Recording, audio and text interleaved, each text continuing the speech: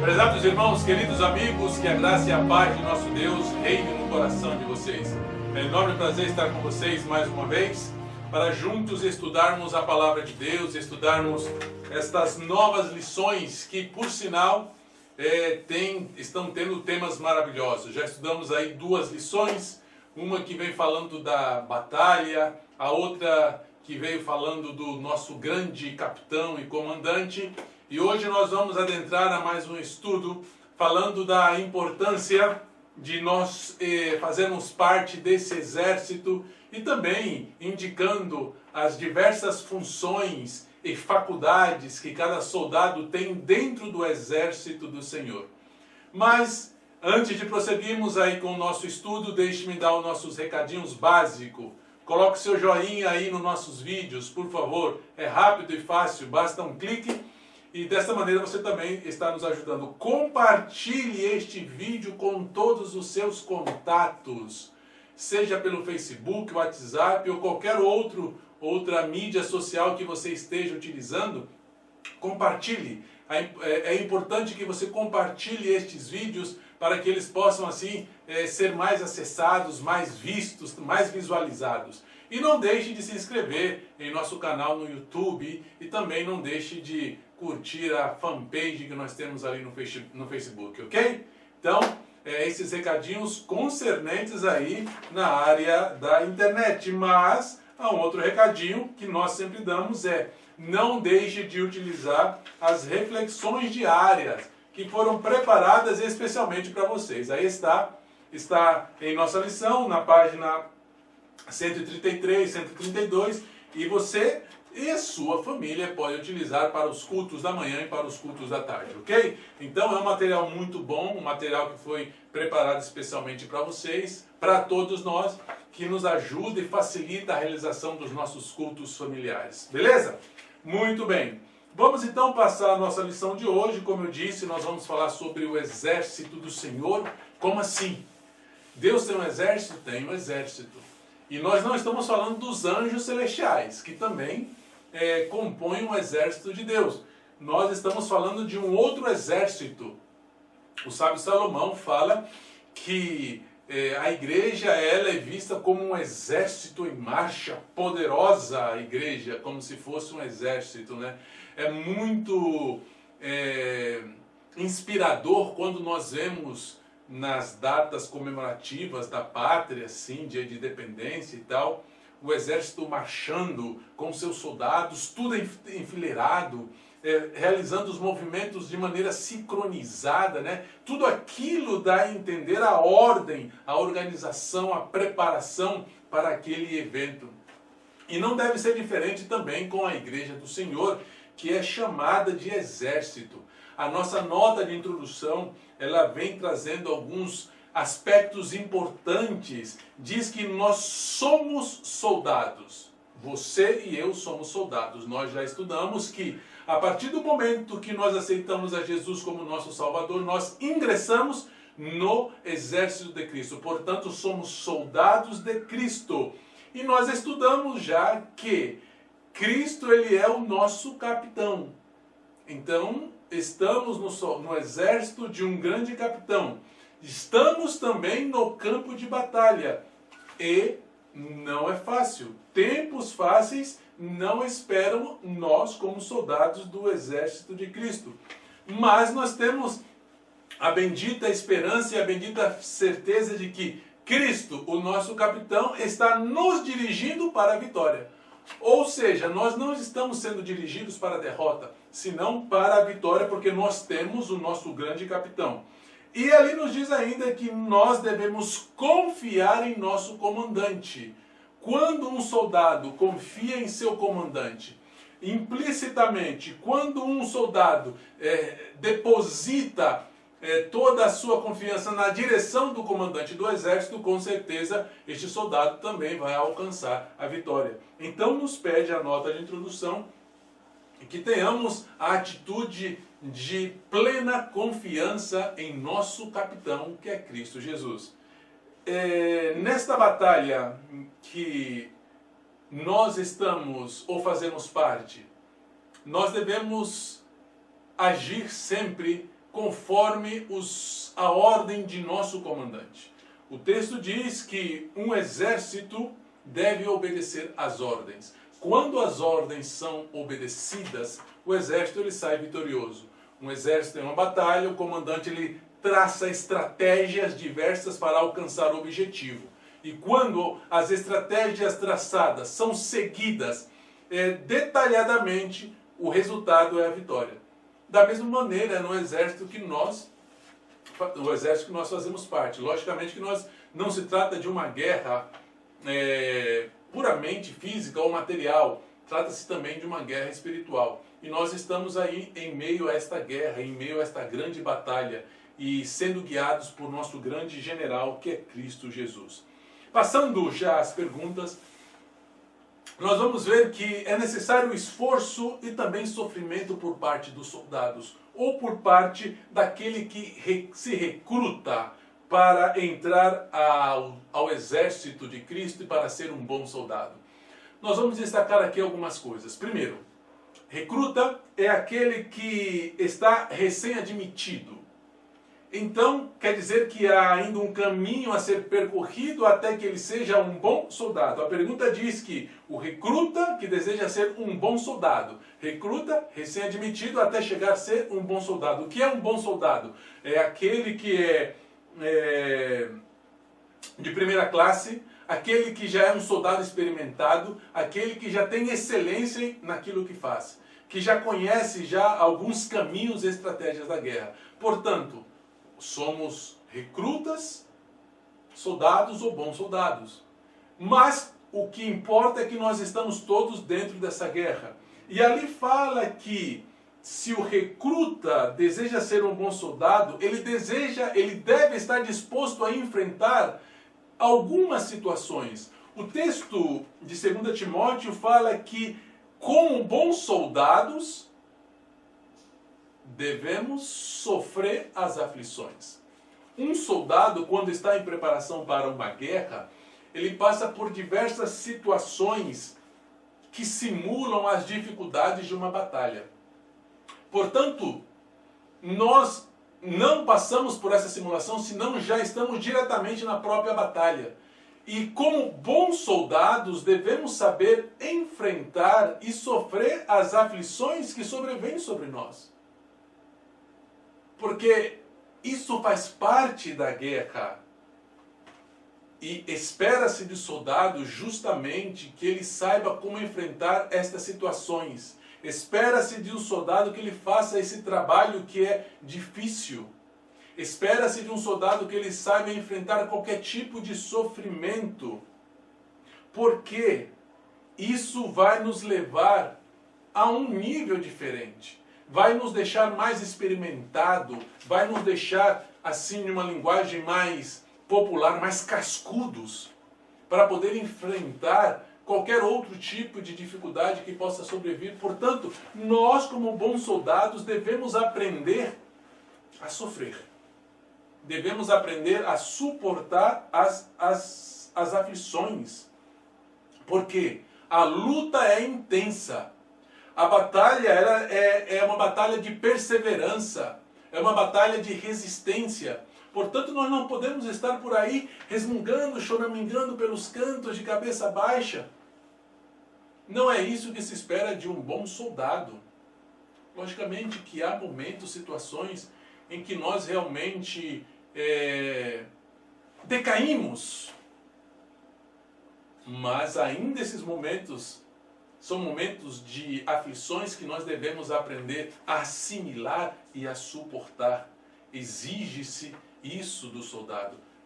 É interessante que o maior esforço do soldado não é o fato de que ele tenha que lutar a batalha. Veja só, Às vezes nós pensamos assim, poxa, é muito esforço, é muito sofrimento, é difícil ser cristão, é difícil seguir a Cristo. Sabe quando é difícil? Quando eu confio em mim mesmo. O maior esforço que um soldado tem que fazer é deixar de confiar em si mesmo, na sua capacidade, para confiar no seu capitão. É este o maior esforço. Porque é difícil. É difícil nós deixarmos de confiar em nós mesmos, em nossas capacidades. É difícil nos entregar nas mãos de nosso capitão e, como disse a nossa nota de introdução, confiar implicitamente nele. É esse o nosso maior esforço. É essa a grande necessidade que todos nós temos. Uma porção da nota diz que não somos suficientemente sábios para trabalhar sozinhos. Sabe, o nosso capitão nos deseja levar até a vitória. Mas quando é que nós perdemos? Quando eu confio na minha força em mim mesmo. Quando eu quero fazer as coisas sozinhos, aí é difícil. Quando eu quero enfrentar uma batalha sem Cristo, você vai perder. Quando você quer suportar uma aflição, abrindo mão do poder de Cristo, você vai perder. Portanto, todas as vezes que nós abrimos mão de seguir aquilo que o nosso capitão nos recomenda ou nos ordena, as coisas não vão funcionar como queríamos ou desejamos. As coisas vão sair erradas, ou seja, não alcançaremos a vitória. Todas as vezes que nós tropeçamos é porque queremos fazer aquilo que nós achamos conveniente. Todas as vezes que nós caímos é quando nós não seguimos a estratégia de nosso capitão, se não seguimos a nossa própria estratégia. Então, o maior esforço do cristão é confiar em Cristo. Depositar a confiança em Cristo Jesus. E é interessante que a lição fala e exige, através da Bíblia, uma completa entrega. Veja só, não é uma entrega parcial, não é a confiança parcial. Agora eu confio, amanhã eu não confio. Agora eu confio porque eu acho que a estratégia é boa. Agora eu não confio porque eu não creio que essa estratégia seja boa. Não. A lição fala que deve ser uma entrega completa ao serviço. Uma entrega em todos os sentidos. O texto de Paulo, em 2 Timóteo, fala de foco. Fala de nós mantermos o nosso foco naquilo que é importante. Fala de não desviarmos, de não desperdiçarmos energia e tempo com aquilo que não é essencial. Porque Paulo fala que o bom soldado, ou seja, aquele que milita, aquele que está lutando, aquele que está na batalha, ele não se embaraça com os negócios desta vida, ou seja, ele não está perdendo tempo com aquilo que pode roubar a energia dele para cumprir com o seu objetivo. Portanto, é por isso que há de ser uma entrega completa em todos os sentidos. Atividades que dividem o nosso tempo, que impedem que utilizemos o nosso tempo para o principal objetivo de nós como soldados. Atividades que roubam nossas energias, essas atividades elas devem ser deixadas de lado. Porque como bons soldados nós devemos nos dedicar à nossa missão. E qual é a nossa missão? É a pregação do Evangelho. É certo que há situações que nós sim devemos, como fez o apóstolo Paulo, é necessário nos embaraçar com alguns negócios, mas não como um fim em si, mas como um meio para alcançar o nosso objetivo. Isso não quer dizer que você não tenha que trabalhar, mas que o seu trabalho possa ser um meio para alcançar o seu objetivo. Isso não quer dizer que você não tenha que estudar, dedicar tempo aos estudos, mas que seu estudo seja um meio para alcançar o seu objetivo como soldado de Cristo. Isso não quer dizer que você não tenha que fazer outras coisas, senão que você sempre tem que pensar que há um objetivo maior, que há uma missão para você como soldado de Cristo Jesus. E é nesta missão que você e eu devemos manter o nosso foco.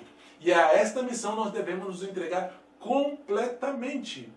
Esta deve ser a primeira preocupação do bom soldado, agradar o seu comandante, porque é o que nos diz o apóstolo Paulo, que nós devemos agradar aquele que nos alistou. em seu exército. Ou seja, a tua primeira missão, a minha primeira missão é agradar o nosso capitão, que é Cristo Jesus. E é interessante que quem forma parte do exército de Cristo, ele sempre vai prestar um serviço fiel, ele sempre vai prestar um serviço voluntário, ele sempre vai prestar um serviço que seja eficiente. E aqui se refere a todos aqueles que integram o exército de Cristo. Aqui fala de membros leigos, aqui fala de pastores. Que todos eles tomam parte e devem ser fiéis em seu serviço. Que devem fazer uma entrega completa. Para que assim ele possa sempre ter em vista, sempre ter o foco da sua missão. Para que possa ser eficiente. Veja só, quando nós perdemos o foco daquilo que nós queremos, daquilo que é o nosso dever, que é a nossa missão, deixamos de ser eficientes. Sabe quantas vezes nós estamos ali, poxa, eu tenho que fazer isso. Hoje eu vou fazer isso. Eu me proponho hoje a fazer tal coisa. De repente algo tira o nosso foco, atrai a nossa atenção, perdemos tempo e energia e não cumprimos com aquilo que nos propusemos cumprir naquele dia. Não é diferente. Não perca tempo nem energia com aquilo que não te leve a cumprir com a tua missão. Você, como um bom soldado de Cristo, deve agradar a Ele, a Cristo. Porque este é a primeira preocupação que nós devemos ter como soldados de Cristo Jesus. Para alcançar esse objetivo, para alcançar a nossa missão, Cristo, Ele nos outorga de boa vontade os dons, os talentos, de acordo com o seguinte subtítulo, já na pergunta número 3. E é interessante que a fonte desses talentos e dons é a graça. E os crentes, eles foram dotados de uma ampla variedade de faculdades para poder alcançar, para poder realizar a sua missão. E é interessante que ali o apóstolo Paulo fala de diferentes dons, ou dom. A palavra no original, no grego, ela dá um sentido de algo que é imerecido, um presente imerecido. Algo que se recebe não pelos méritos ou por ter feito algo, nada disso, senão que recebeu de forma merecida, ou como diz o apóstolo Paulo, que Cristo ou o próprio Deus nos concede por sua própria boa vontade. Portanto, nós recebemos essas faculdades que foram repartidas à igreja para que fossem utilizadas no serviço da igreja, ou seja, fossem utilizadas em prol de cumprir a missão que foi deixada por Cristo a nós como seus soldados. Qual o dom que você tem? Qual o dom que te foi outorgado por Deus? De que forma você está utilizando esse dom, esse talento? Você deve utilizá-lo para cumprir com a missão que Deus te deixou.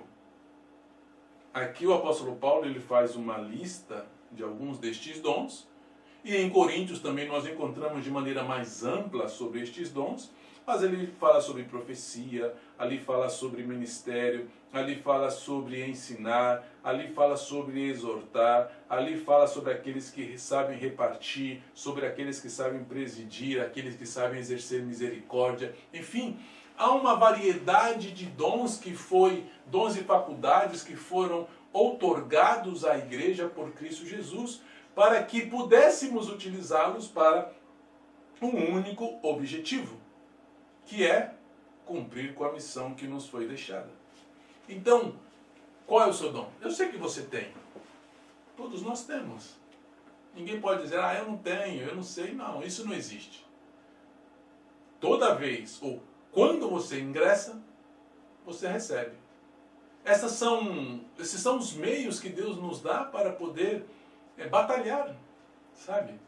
Então vejam só como existe uma interdependência entre os membros do exército de Cristo. O que eu não posso fazer, aquele outro soldado pode fazer. Há soldados que são muito bons na mira, sabe, sabem atirar bem no alvo. Há outros que já sabem manejar bem uma faca. Há outros que já sabem elaborar bem estratégias de guerra. Há outros que têm capacidades de manejar aqueles carros de guerra. Enfim, no exército de um país, cada soldado tem uma determinada função, uma determinada habilidade. E quando eles atuam, cada um com a sua habilidade, mas de forma conjunta, eles alcançam o objetivo que é a vitória. Não é diferente na Igreja de Cristo. A minha habilidade, ela se junta à tua habilidade, que se junta à habilidade do irmão que está ao seu lado, que se junta à habilidade do irmão que está lá na Bahia, que se junta à habilidade do irmão que está lá na África. E desta maneira, todos nós avançamos. Porque o que eu não posso fazer, aquele irmão faz e supre a minha deficiência. E a minha faculdade supre a deficiência dele. Portanto, veja só a necessidade, irmãos, de que nós possamos desenvolver e colocar em prática os nossos dons. Quando nós utilizamos os nossos dons da maneira como Deus nos outorgou, o diabo ele reage de uma maneira irada contra nós. Aqui na pergunta número 4 fala que o inimigo ele reage porque ele não permite que o reino de Deus avance sem luta. Ele vai lutar de qualquer maneira para fazer com que o reino de Deus não avance, para fazer com que o reino de Deus não possa prosperar, para que você não use o seu dom. Ele vai fazer de tudo para que o seu dom possa ser empregado de outra maneira. Ele vai fazer de tudo para roubar o seu tempo, ele vai fazer de tudo para roubar a sua energia, ele vai fazer de tudo para que você possa perder o foco da sua missão. Porque ele não deseja que o exército de Cristo avance. Então como ele fica? Com raiva. A palavra de Cristo em São João, ali nos fala de que o mundo odeia aqueles que têm interesses diferentes dele e o mundo. O mundo nos odeia porque os nossos interesses são diferentes dele. O mundo nos odeia porque a nossa missão não é a mesma missão do mundo. O diabo nos odeia porque a nossa missão não é a missão dele. Não somos do mundo. E não ser do mundo implica em ser odiado por ele, o mundo. Por quais razões nós não somos do mundo? Porque nós permanecemos em Cristo. 2, porque nós damos frutos de justiça. E 3, porque nós demonstramos esses frutos em nossa vida. Sabe, a vida do crente é uma vida de retidão, é uma vida de demonstração dos frutos do Espírito. E a nossa vida de retidão, ela é uma constante condenação ao mundo. Pelo menos assim deveria ser. Entende? Aqueles frutos de justiça que nós temos como cristãos, demonstrado em nossa vida, eles devem ser uma constante condenação ao mundo. Quando o mundo nos olha, ou olha o soldado de Cristo, deveria olhar, poxa, sabe, a vida de Cristo, a maneira de ser de Cristo condenava a vida das pessoas em sua época. Portanto, o mundo ele sempre vai odiar aqueles que querem manter o foco em sua missão como um bom soldado. E é interessante que o mundo perseguiu a Cristo, o grande capitão, e não ia ser diferente conosco. Ali fala o próprio Cristo. Mas tende algo em mente, queridos. Não sois do mundo. Você não é do mundo. Pode estar no mundo, passando no mais somente, mas não sois do mundo. Nós somos de Cristo Jesus, soldados de Cristo Jesus. Quando nós passamos a analisar o seguinte subtítulo, nós vamos entender e ampliar algo que eu já disse a princípio. Logo na primeira pergunta eu disse algo sobre isso, mas a pergunta número 5 ela amplia o conceito, que é o fato de que nós devemos nos submeter a Cristo Jesus para ter poder.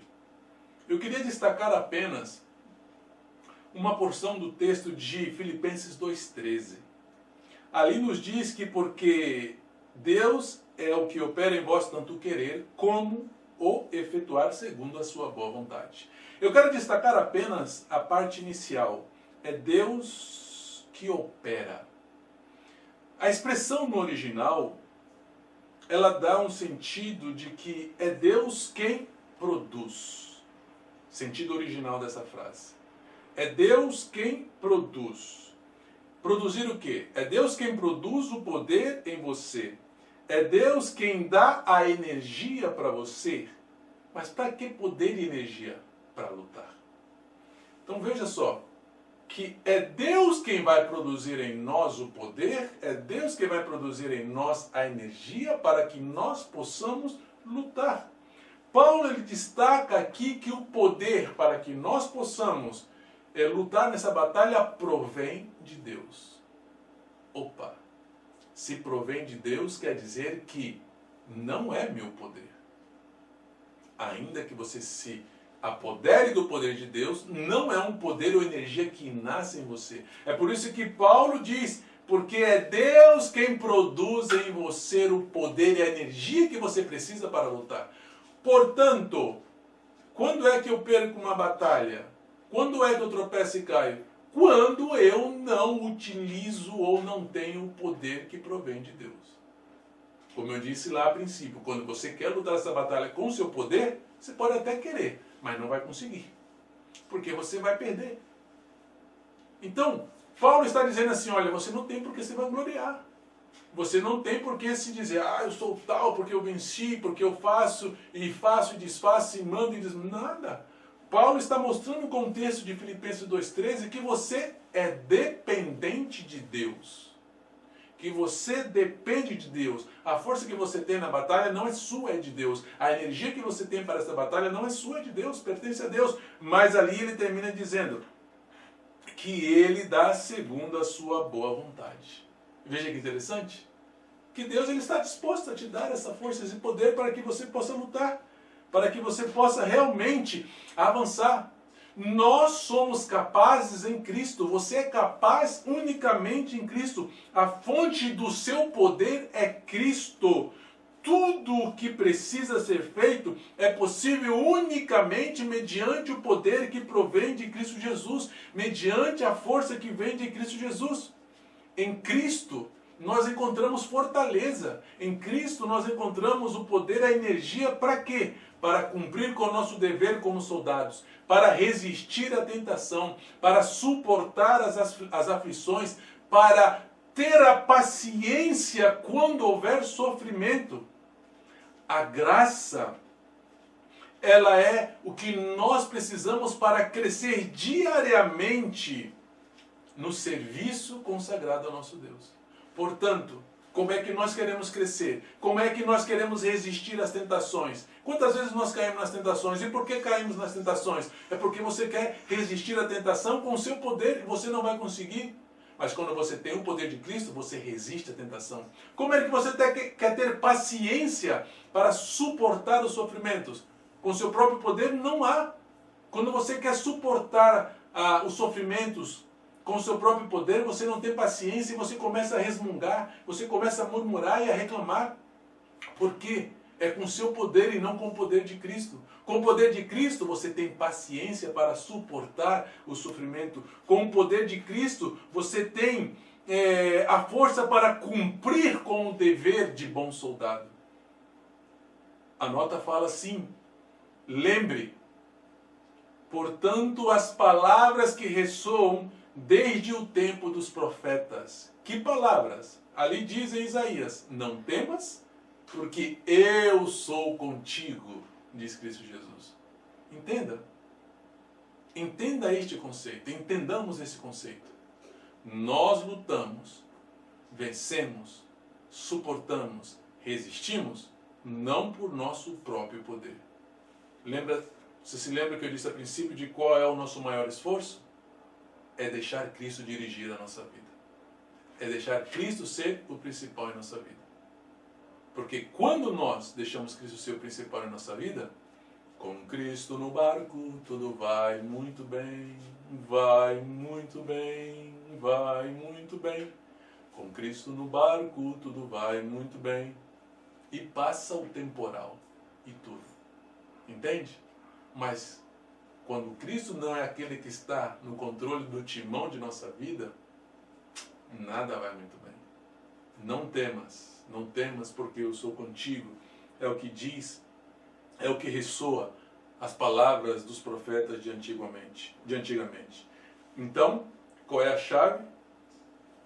É nos entregar a Cristo. E ainda mais para que possamos ser soldados exitosos. Ali fala que nós devemos obedecer. A nossa nota de introdução diz que um bom soldado obedece ordens. Então, a pergunta número 6 fala que nós devemos obedecer. Não é suficiente ouvir. Há muitas pessoas que gostam de ouvir. E a Bíblia diz que a fé vem pelo ouvir, logicamente, mas o ouvir não é suficiente. Aqui, o apóstolo Tiago fala que não é suficiente ouvir. É necessário praticar sistematicamente e persistentemente a palavra da verdade. Porque muitas vezes nós ouvimos e não praticamos. Ouvir é bom, mas praticar é melhor ainda. Ouça e coloque em prática aquilo que você ouviu. Obedeça a palavra da verdade como bom soldado. Não seja apenas um cristão ou um soldado de aparência. Aqueles soldados, não, eu sou soldado. Pá, tá lá com seu uniforme, um bom soldado. Mas quando vem a guerra, foge, corre com medo. Apenas aparência. Somos soldados não de aparência. Devemos ser verdadeiros soldados. Soldados realmente que encaram a batalha com o poder que provém de Deus. Nossa função, diz o texto, é obedecer às ordens do poderoso general dos exércitos. Esta é a sua função.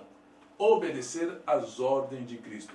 Quando nós obedecemos, quando nós somos praticantes das verdades bíblicas, o exército aumenta. Qual é o intuito?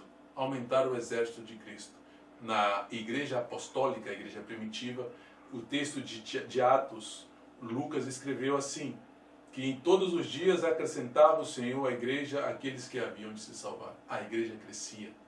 A igreja crescia. Pergunta para nós, por que será que a igreja não está crescendo hoje em dia?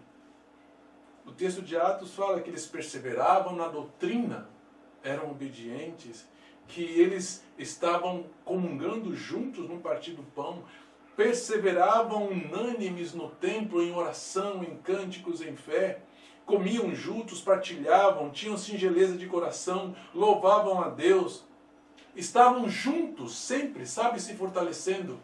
E isso é necessário hoje em dia para que a igreja possa crescer.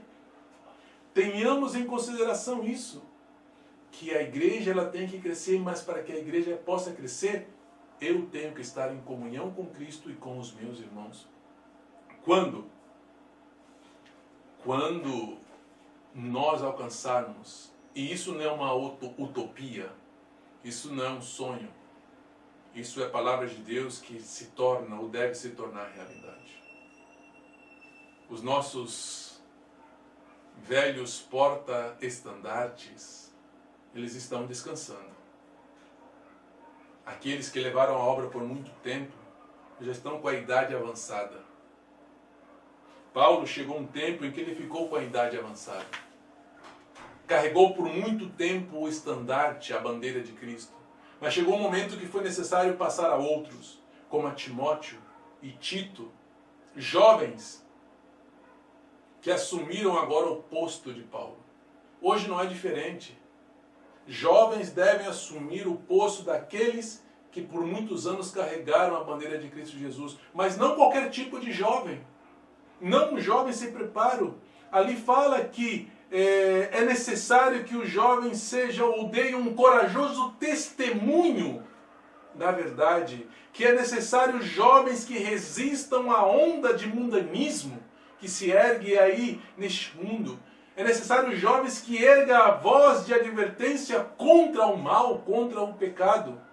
Rapazes e moças que querem se entregar a Cristo, eles devem primeiro purificar o templo da alma. Portanto, vejam só, nós precisamos de jovens.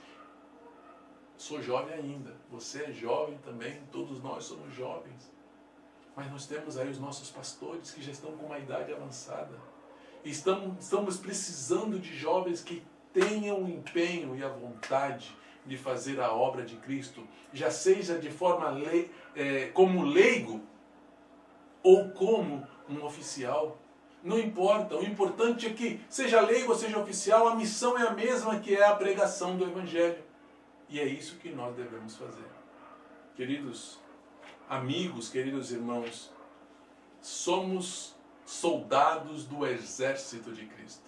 Como bons soldados, vamos pelejar esta batalha, sempre depositando a nossa confiança no nosso capitão, que é Cristo Jesus, até alcançarmos a vitória.